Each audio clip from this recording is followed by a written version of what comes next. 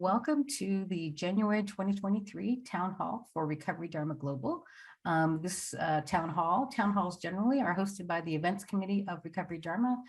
This one is also being co-hosted by the Nominations Committee of Recovery Dharma.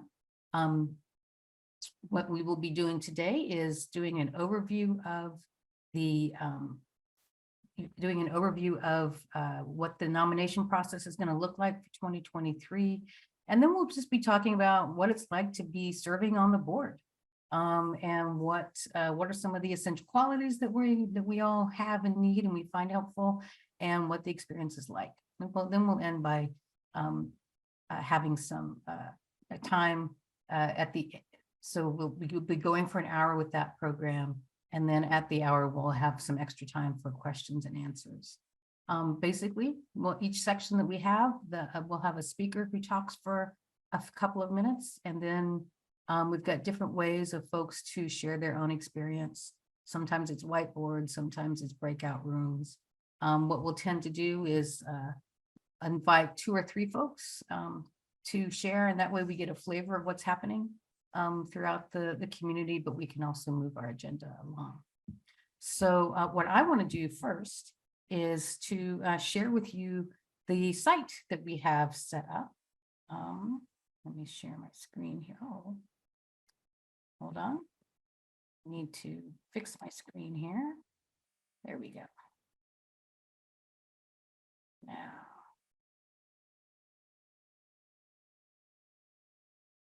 There we go. So if you go to the Recovery Dharma site and you scroll over to news and the 2023 board elections, you will see a whole page that hopefully will answer all of your questions. We actually want to put in a frequently asked questions, but we're still generating that, partly because we're looking for your frequently asked questions. Today is the town hall, and there's links for that. And there's basically right now at the moment, there's 4 different actions. You nominate yourself or others. You can volunteer with us, the committee, the folks who put this on. You can attend the town halls and find out more about those, or you can register to vote. And I will do a quick piece over to nominations, since that's what we're talking about today.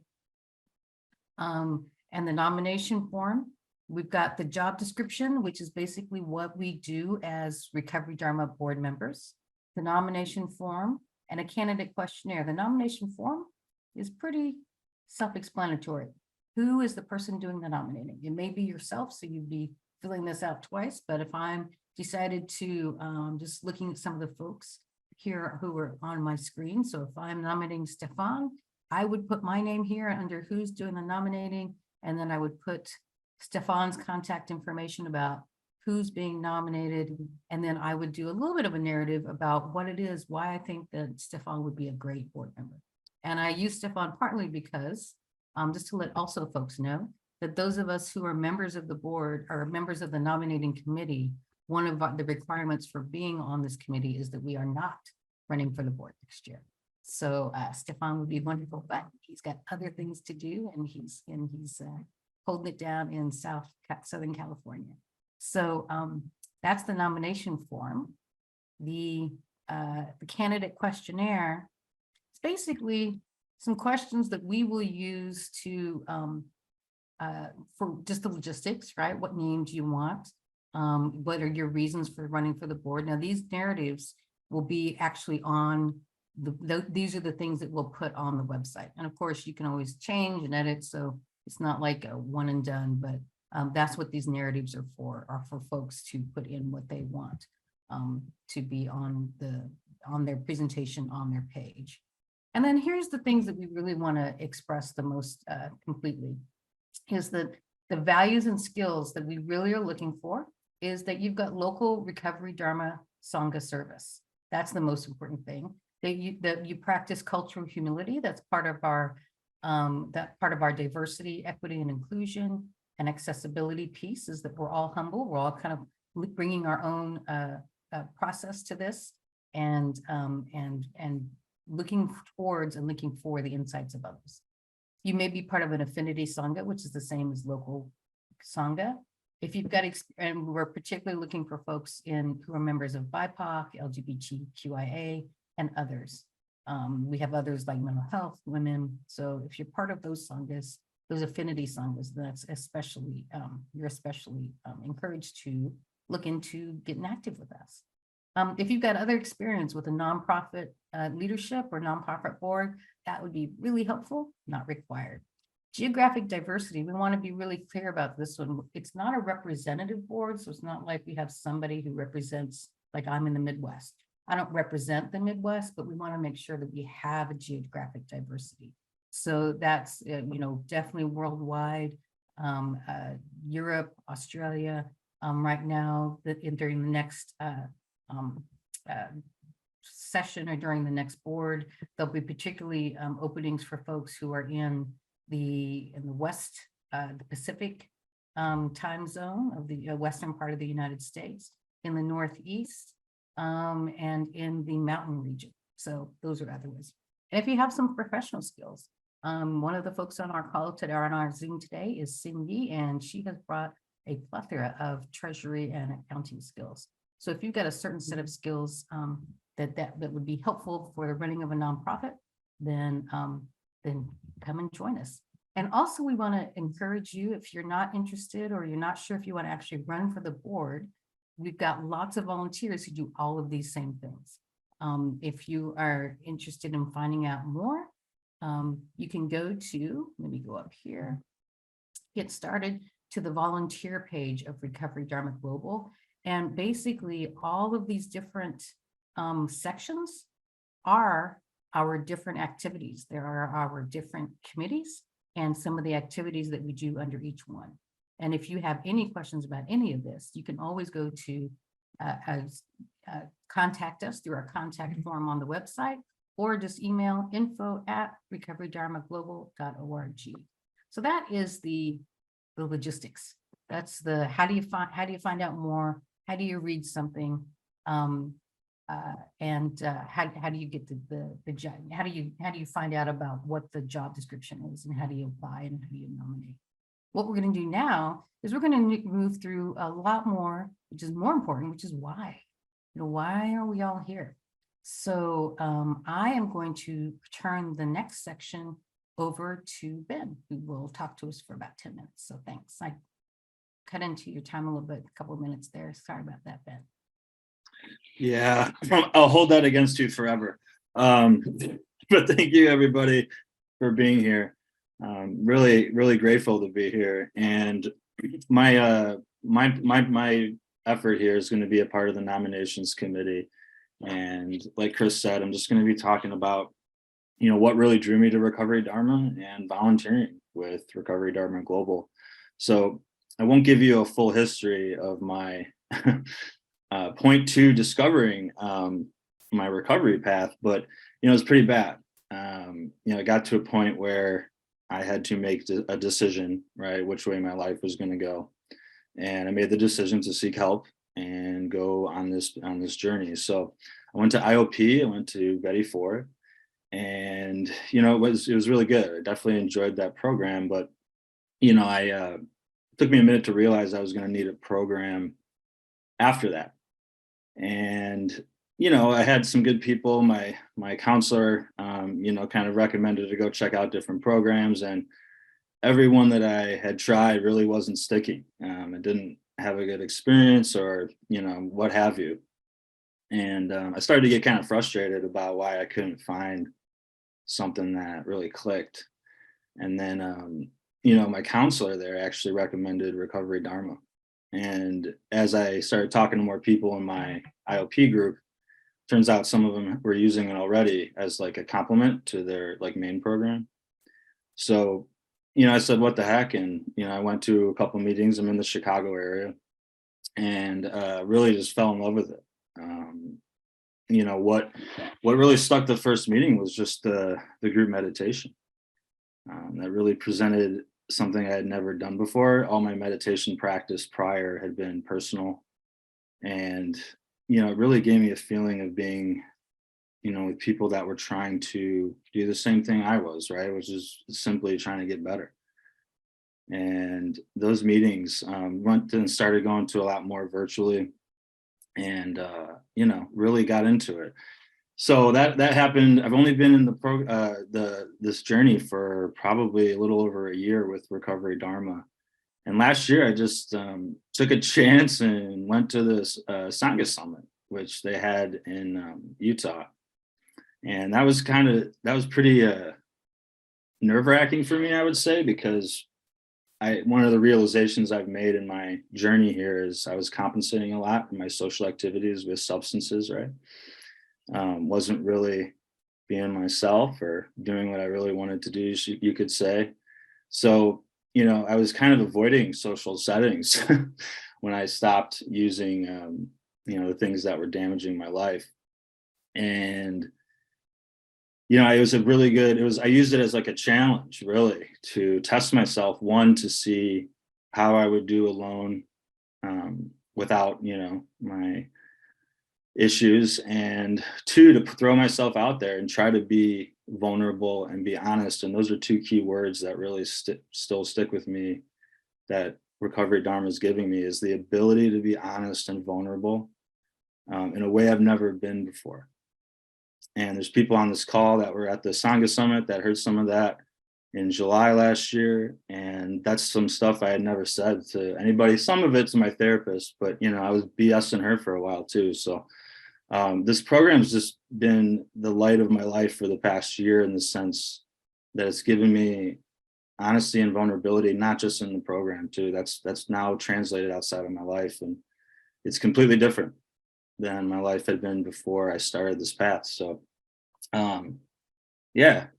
volunteering part, I met Randy at the summit as well. And, we started chatting and got involved pretty seamlessly, just said I'm available to do whatever. And I'm on the governance committee as a volunteer, nominations committee as a volunteer, and it's been great. The people in these committees have been great, and it just gives me a real sense of purpose and accountability, which I didn't have a lot of personally before. So those are the real things that got me into this program. So next up, I'm going to share my whiteboard here, and I'd like the group to answer similar question. What, in a word or phrase, what drew you to Recovery Dharma? And give me 1 second here. So if you can't see it, let me know, but you can kind of put a text box in here. I'll put honesty.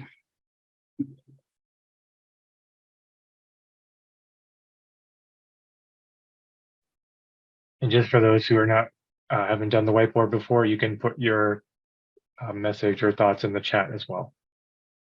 Oh, thank you, Stefan. Thank you. Community, that's a good one. Love, absolutely. Click on the little pen on the left, and then you can click on a spot on the whiteboard and start typing. Okay. Fair. Yeah, for sure. I would say that was a part of my journey too. I hit a pretty bad bottom, and somebody said to me recently, one of my close friends, you probably heard it, sometimes you got to hit the bottom to see the light. And that was true for me. Self-compassion, it's good. Being understood.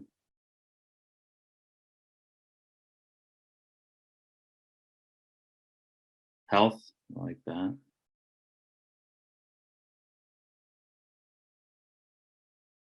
All right.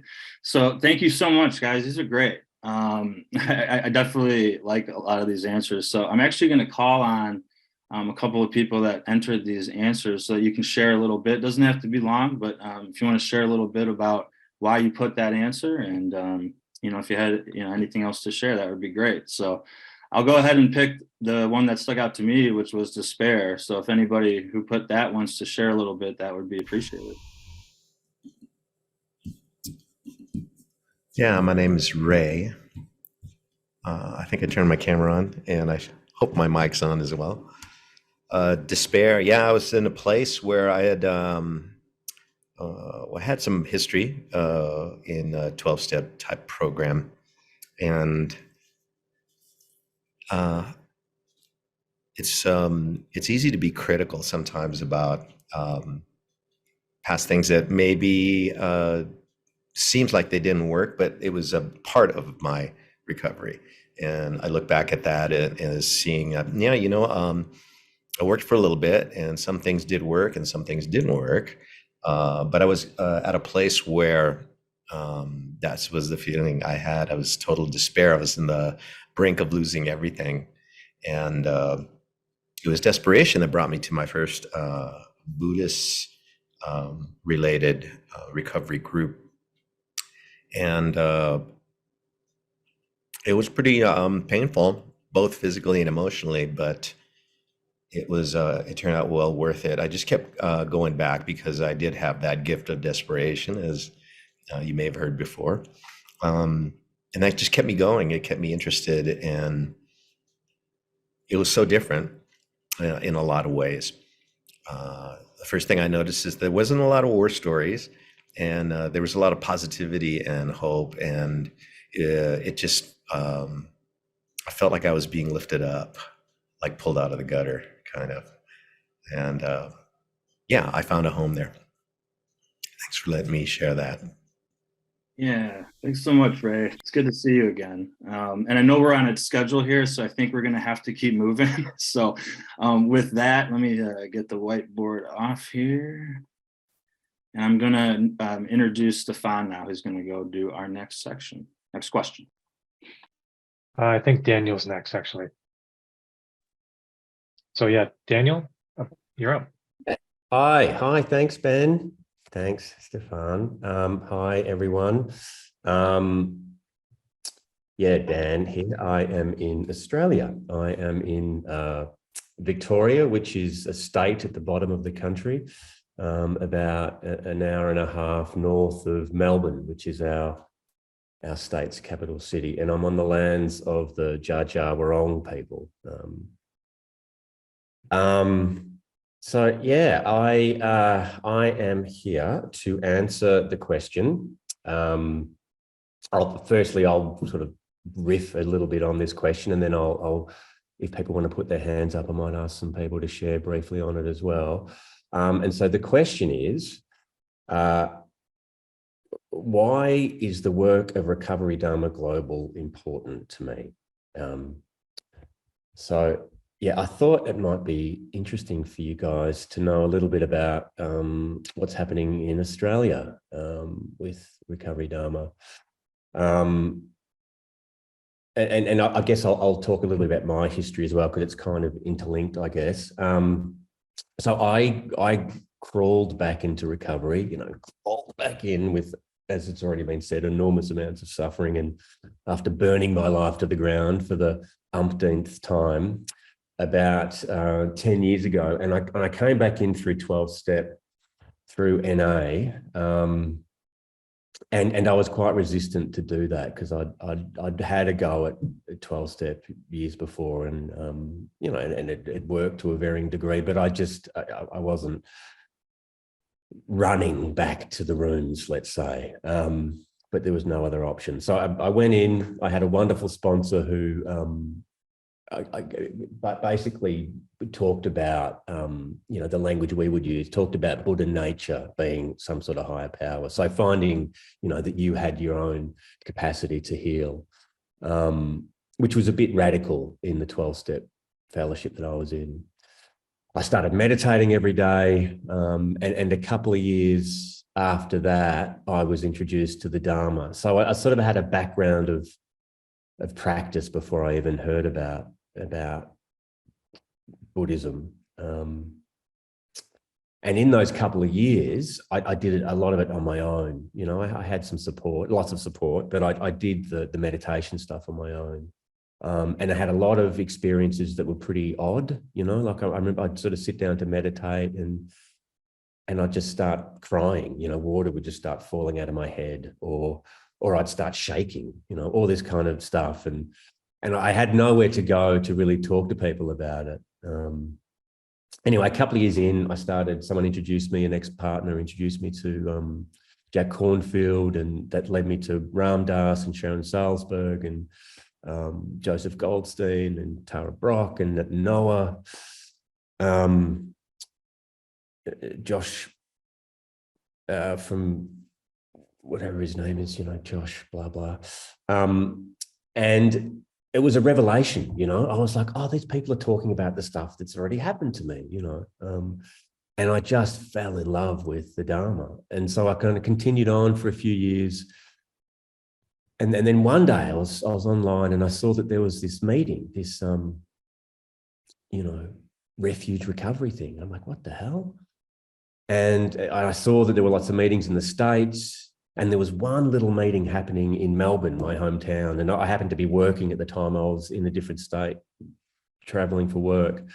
And I thought, when I go back to Melbourne, I'll go to the meeting. So I go back to Melbourne, and there's this one guy, Jed, who's been, I'd emailed him beforehand, and he was like, yeah, come along, it'd be great.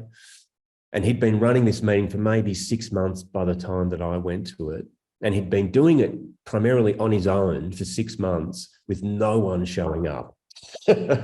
Every week he'd turn up to this little library in this far-flung suburb of Melbourne called High Point, and set up the chairs and do the whole thing, and no one came. And I think I was the first person to come after 6 months. And this suburb, High Point, it's probably a misnomer. It's more like a low point in geographically. Some refer to it as knife point, because you're likely to get robbed at knife point there. So it was a kind of a little meeting, middle of nowhere, not a great. I started going to that a little bit, and then that meeting fell over. I ended up doing a bit of a Dharma kind of trek through the States, did a retreat in Spirit Rock, and did a whole bunch of refuge recovery meetings in San Francisco and LA, and met Vinny Ferrero and Ram Dass and all these people, and saw that you guys had this incredible community, and thought, wouldn't it be great if we had that back in Australia?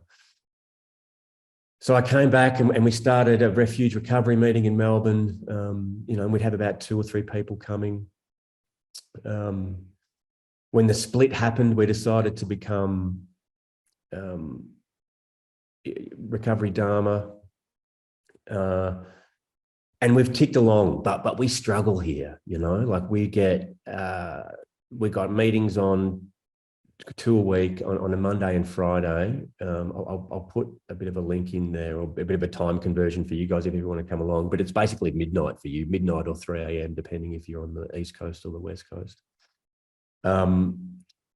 And we need Recovery Dharma Global to be happening for us to be happening. We need connection to you guys. And I guess the only other thing that I thought of on a personal note is, this idea of interdependence, that we, like we just can't do it on our own. And for stuff to happen in a way that's meaningful, I think, and we need structure, and we need systems, and we need people to kind of work those systems. And so Recovery Dharma Global is that avenue for us. And so I'm really passionate about it, continuing on, and and we really need you. But look, I've probably talked for too long already, so let's open it up. And if anyone wants to riff on that question, I'll put it in the chat. We would love to hear from you.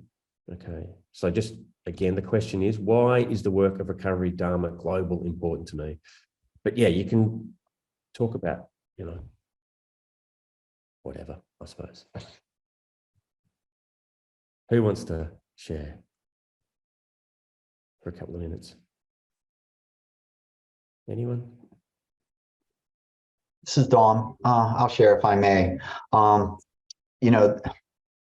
Let me just be honest. I'm a former family therapist, a PhD, a former executive director. I've been a public liaison and ethicist, and I've tried to use intelligence, interventions, therapeutic models, a wingman, I mean, you name it. And what ultimately worked, truthfully, just how it shook out, walking meditations that I truly used to engage myself, that I naturally always had a Buddhist relationship, and I use those triggers to direct myself back to myself, to understand what took me away and what brought me back. And it has been fantastic. So, feeling, like you guys saved my life. I mean, come on, that's really what it feels like. So I'm here to help. Thank you. Dom, thank you so much. Beautiful. Look, and we are on a bit of a schedule, so we've probably got maybe 1 minute left if someone else wants to share real quick. But that's Dan, okay. I can share. Okay. Yeah, I'm the other Australian here. I think it's just down to myself. Look, I really appreciate what. Oh, there are three, are there? Oh, no, Nicola. Hey, good on you. Wow. Thank you. Yeah, look, well said, Dan. Really lovely to hear what you have to say. And I was just making notes before the beginning of the meeting. I said, yeah, we do need some help down here. So please come along to the meetings. Look, I think for me, it's just, it's about connection and just diversity, so hearing the different voices. I love attending maybe a meeting in London and just hearing the voice, hearing the different voice. I mean, maybe it's just sort of simple like that. Or even this morning I was in a meeting, I think they were in Tulsa, and the meditation was all about winter. I know in the States or in the Northern Hemisphere, you're having sort of winter now, and it's summer down here. It's going to be 96 today, but just kind of connecting and realizing, wow, yeah, it's different, but it's the same, and I just love hearing the kind of different sounds, but also just the sameness, the connection that, my experience is more than just my experience. There's other people that I relate to and, seem to relate to something that I have. Thank you very, very much. Thank you, Gary. Beautiful. Okay, and so I'm going to pass over now to Vanessa, who's going to take over for the next question. Take it away, Vanessa. Thanks, Dan. Actually, Ray will be sharing to answer this question. All right. The question is, share about a time I saw the mission in action and what it meant to me. So I see it like every time I come to a meeting, every time I see an email, every time I open the website. For me, just having the space available, and having other people available. I like that story about the person starting the meeting all by themselves, sitting in a room, because that's what happened to me too. I was at UC or University of Utah. And it was just real difficult, I guess, for people to get there. But I sat quite a few times alone and just read out loud to practice facilitating, and meditated. And then I moved the meeting to a place that was a little more available. So it was close to public transportation. It was in a more populated area. You could get there if you didn't have a car. You could. It was more centrally located in the city. And I felt that, and those meetings are still there. And it was great when people started coming and didn't feel as lonely. And the shares became, very valuable to me to hear other people's experiences. And I see the value on part of our mission is for this to be available to everyone, anyone. I always felt we have a very dominant culture in Salt Lake City, Utah, that I'm not really a part of because it's a religious culture. And but I never really felt ostracized. So I'm grateful for that, for the community. And I know that does exist though in other places. And I think part of our mission is to help in that regard, that people feel welcome when they come here, and that this information is available to everyone, regardless of color of the skin, gender identification, sexual preference, like any of those things. If we look at the Buddhist teachings, it's clearly stated that these things aren't the Dharma can't be kept away from you if you don't qualify. There's no qualifications. It's freely offered. So show up and enjoy and learn. And it made my life so much better. And I think that's what it's about. I think that's part of our mission, is to make sure that this is available to everyone and that they feel comfortable being here. Thank you.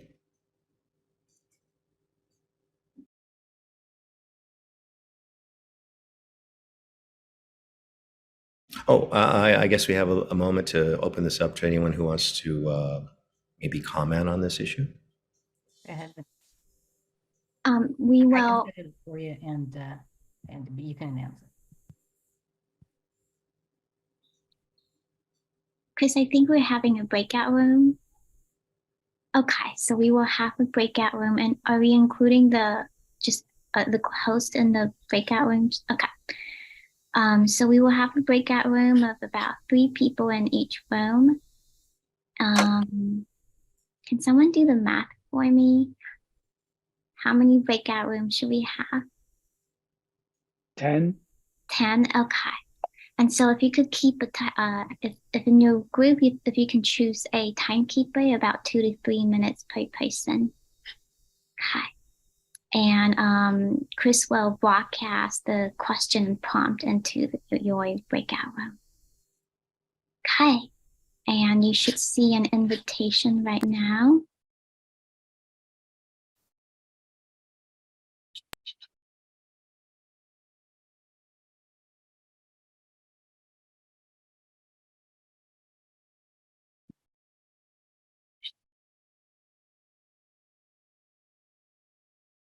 Let me check if there's actually 3 people in each room.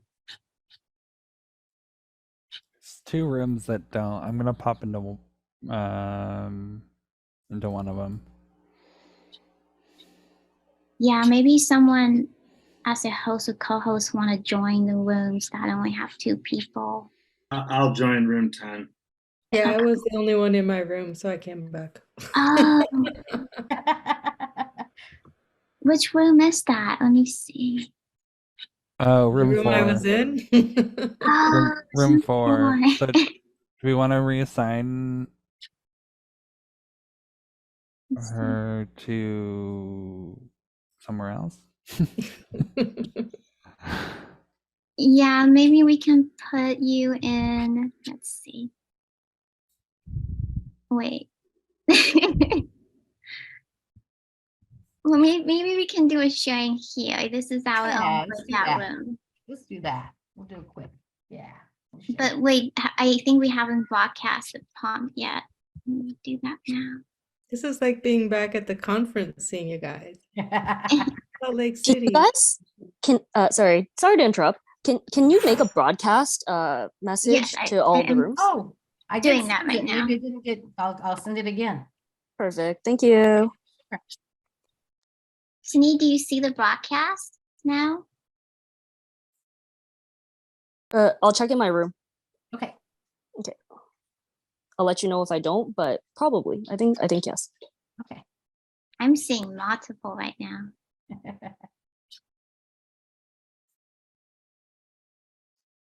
And then I think we will call people back at, I think we set 5 minutes before. Let's see. So we'll call people back at 40. Okay. Maybe let's give it, I think we had a bit of a delay. Maybe say 41, 42. And Okay. it's like 41. So people have like 4 minutes to report back. Okay. Joel's back. Joel, what was the discussion like? Oh, Cindy asked for help, so I went there, and then Oh. Cindy wasn't there. They were waiting for the question. Well, when you went in, Cindy came out. Yeah, I saw that. And then when you came out, she went back. Yeah. No, I saw she went back. So. And they've got it.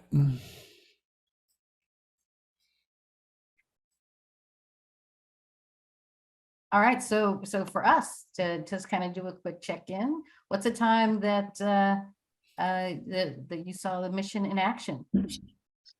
Rachel. I don't understand the question. Saw the mission in action? So when's the time you saw Recovery Dharma Global doing its thing? You know, like it's actually like doing the thing, you know? It sounds like when you went to the summit was a thing where you saw it, you know, like. Yeah, that was very, very cool. There were a lot of really fun things to do there that Lori organized a lot of things, and I did the dancing there, which was fun. But yeah, now I run a meeting. I facilitate a meeting for RDO because there's no meetings here in Zurich. I guess I could start one and be alone for 6 months, and I'm very inspired now. I had done that before when it was Refuge Recovery. I started it here for a while, but then I ended up back online. So, but I'm grateful for it. Very, very, very grateful for it. Excellent. How about Joel? Are you busy? How about you, Vanessa? What's some time that you thought?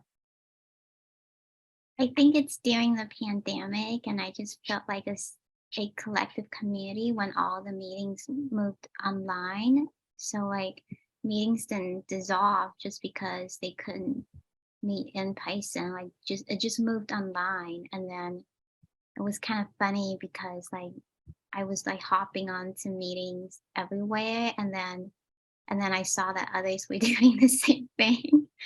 And then it would just be seeing random people in different kinds of meeting. And it was just a collective sense of healing. And then this online summit too, it felt like I was part of something really, really meaningful. And by the way, I think we're gonna start closing the room now. That's okay. I'm gonna let everyone in.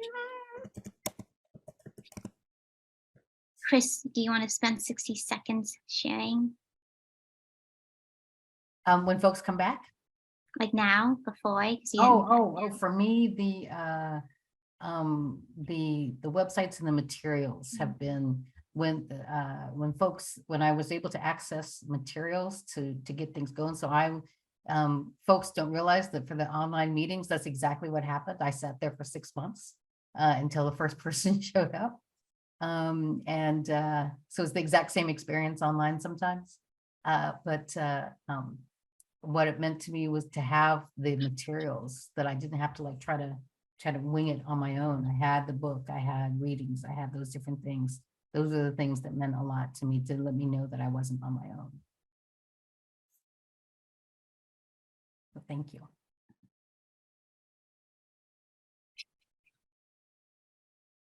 And then in a minute, when everyone is back into the room, if something happened during the breakout room that you wanted to share with everyone, you can.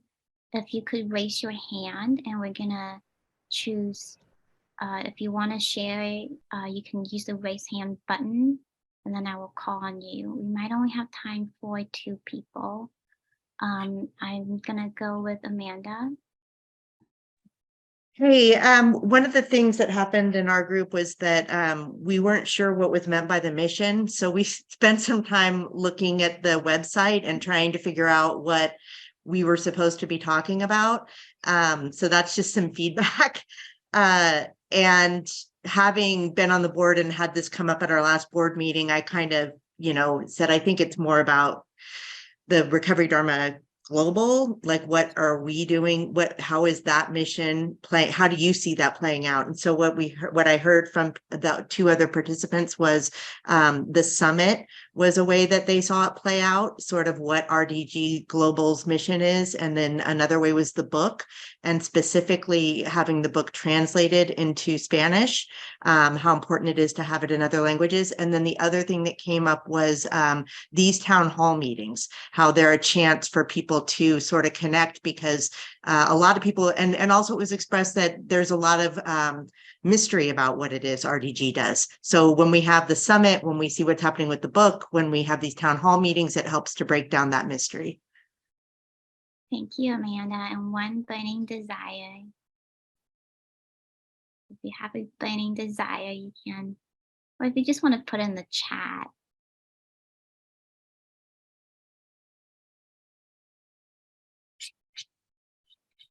Okay. Well, I think we're at 45. And so I'll turn it to Stefan. Thank you, Vanessa. I appreciate it. Hi, everybody. My name is Stefan. I'm in Los Angeles, which is Tongva land. Grateful to be here with you all. My question that I'm going to be talking about is, what is a benefit I have received from becoming more involved? And for me, I joined RD in 2020. I've been in recovery since 2015, mostly 12 steps, pretty much all 12 steps. I also do yoga, and there's recovery within that community as well. But yeah, getting more involved for me turned into, I went from just attending meetings, sharing, to facilitating a meeting here in Los Angeles, which I did for over a year. Just finished my service on that. And it just so happens that doing a year of service coincided with my year of sobriety, which is the first year that I've ever been able to say I've celebrated a year of sobriety and almost 8 years in recovery. So that in itself is an immense benefit for me, my family, my wife, our twin teenage sons, just my work, just my family outside of my immediate home, just so much. I'm just like feeling so much warmth just sharing that with you, because it means a lot. Maybe you've been there, maybe you're, nowhere close to there, but just know that for me, being of service directly correlated to me staying sober, being accountable, being of service, building my self-esteem. I forgot to do my timing. I'm sorry. But Randy, if you could, I don't know if you're timing, but I was going to go 2.5 minutes and split the time with you. But building the self-esteem. I just want to share, like, for me, the shame cycle was just so much that the way to heal from that was being of service, was realizing that the more that I help others, I'm actually helping myself, because so many years being selfish and just thinking I need to do this, I need to,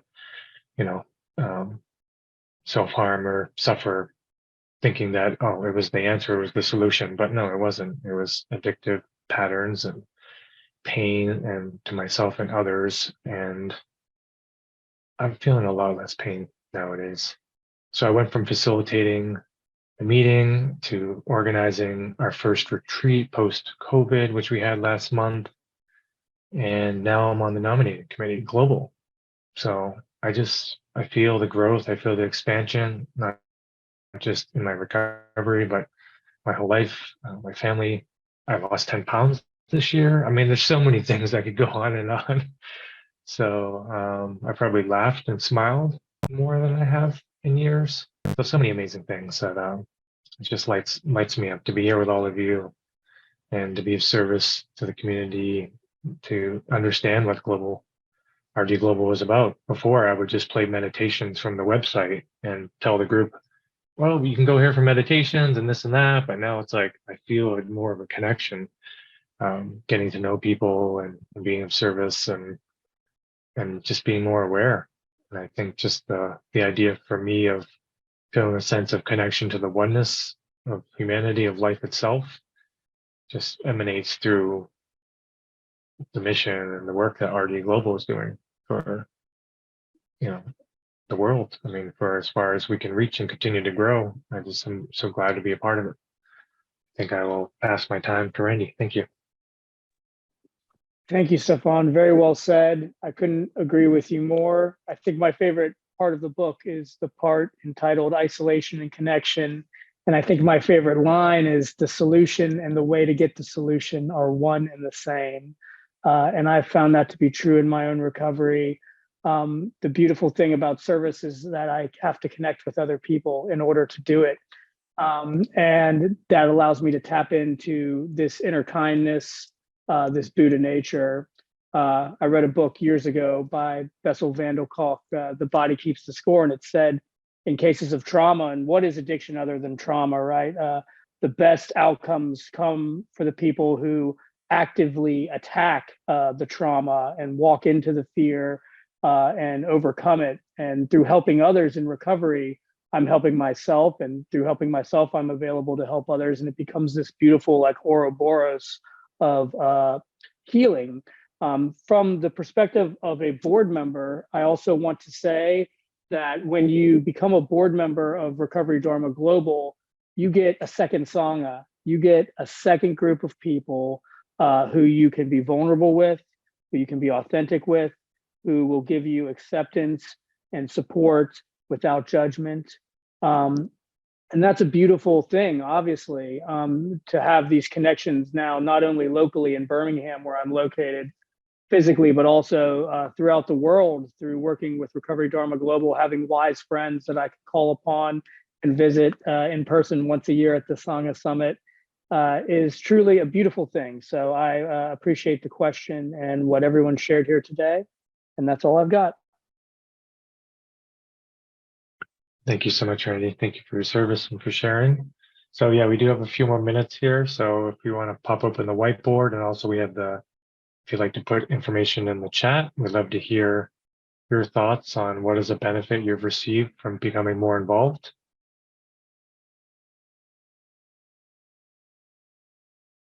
Ben, could you pop open the whiteboard? Or people could just put it in the chat, whichever works. Thank you.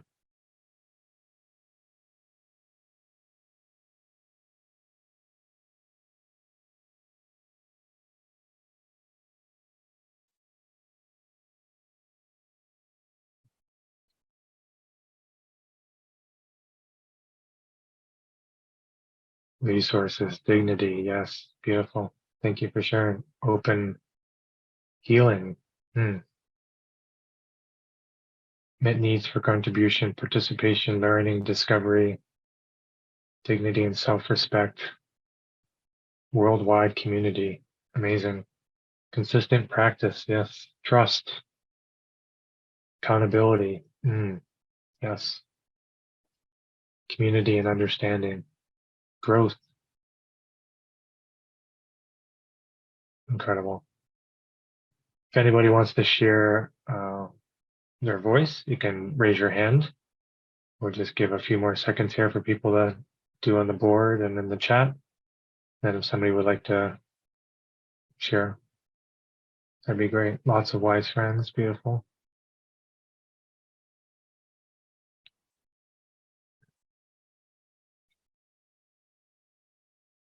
Okay, great. Okay, we can close the board, please. And then if anybody wants to continue sharing in the chat, or if you'd like to raise, okay, Into the Sunlight, would you like to share? Yeah, no worries. This is Lindsay. So real quickly, I said resources. I wanted to share with everybody one thing that I'm very grateful for that came from the board, and that is we call it now the dedication of diversity. So we start with that at the beginning of every meeting, just like we have our dedication of merit at the end, and it's been so powerful. Recovery Dharma is founded on and inspired by Buddhism. I won't read the whole thing, but you know what it is, and we do it every meeting, every time. And I just thank you to y'all for bringing that to our attention, because it wouldn't have been anything that I personally would have known about, but I feel so strongly and love it so much. So thank you. Thank you so much for sharing. I'm seeing in the chat, Service Sangha has helped me grow my list of wise friends, enhance the ability to serve myself and others. Service equals lived purpose. Beautifully said.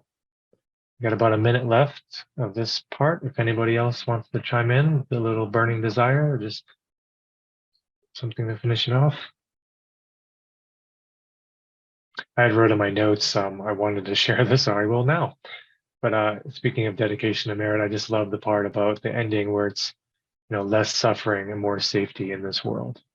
And I really, that resonates with me every day, and just really grateful to share that. And yeah, I guess we will pass it on then. Next, we have Chris. Thank you very much. Let me take a copy of something here. Hold on a second.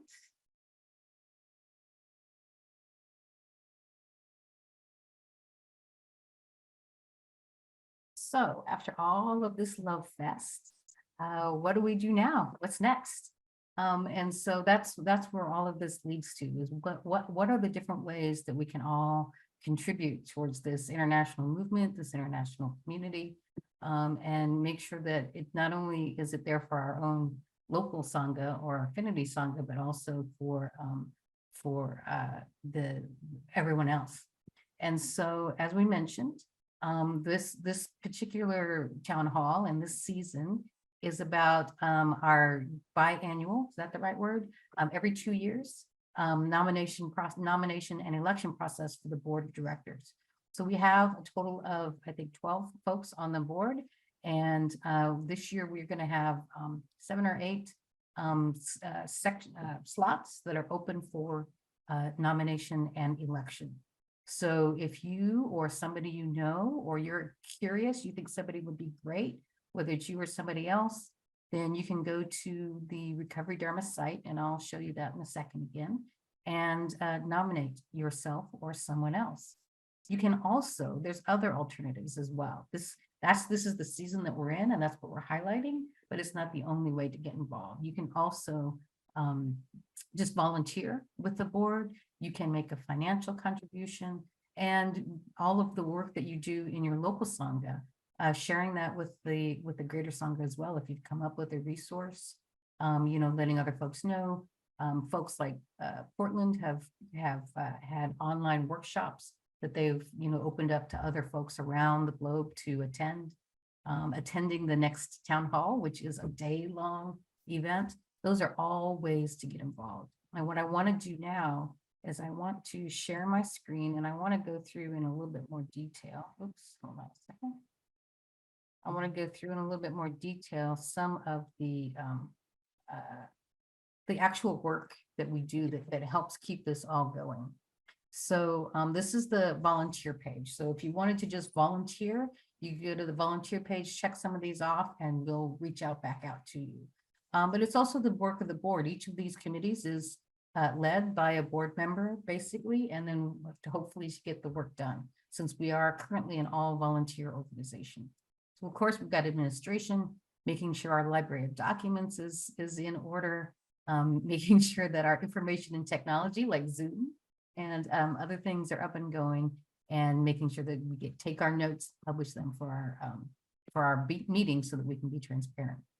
Board development is about training and recruiting board members. It's the care and feeding of the board members. So making sure that everybody knows where they're going, what they're doing, and feels supported and doesn't feel like they're left out.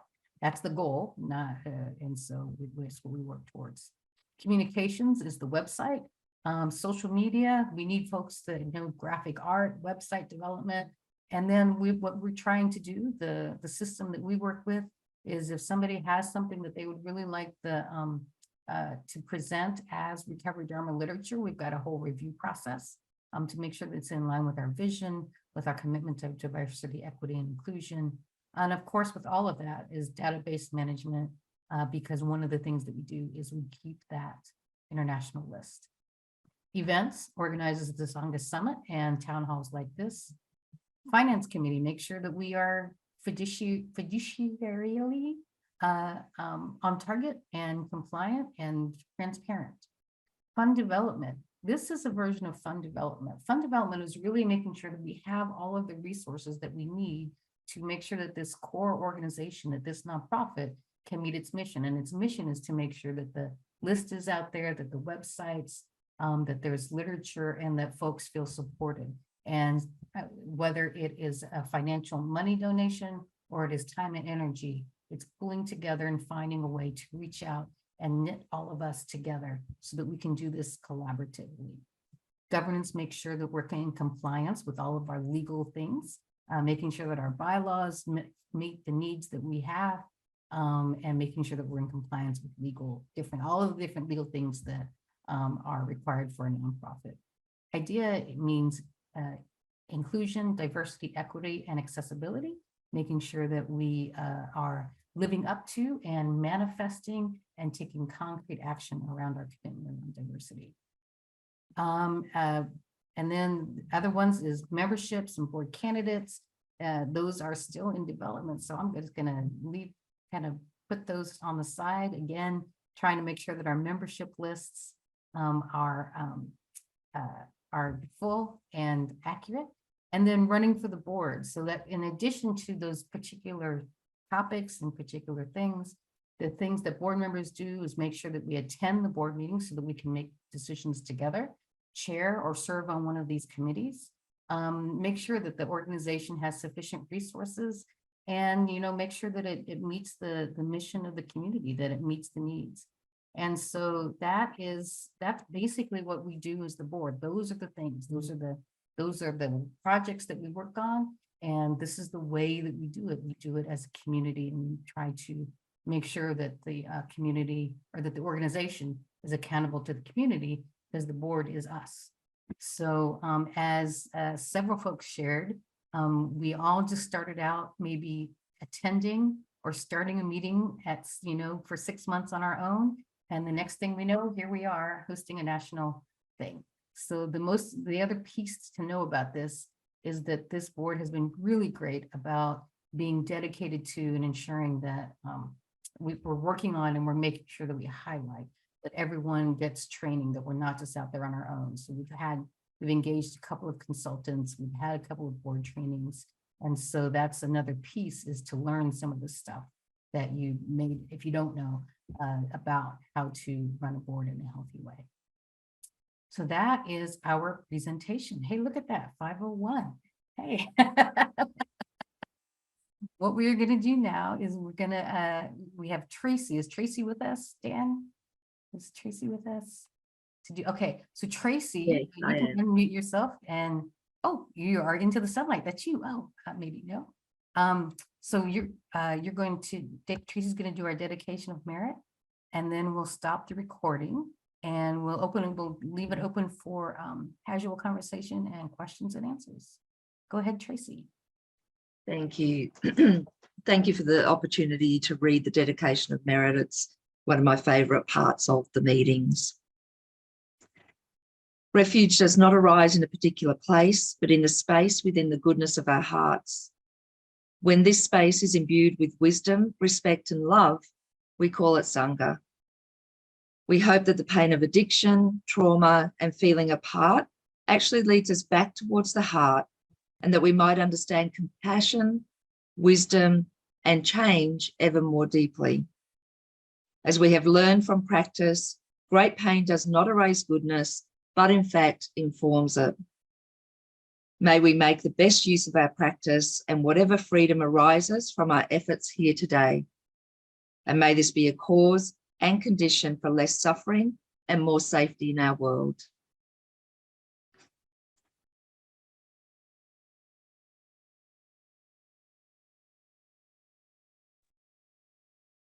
Thank you, Tracy. That was beautiful.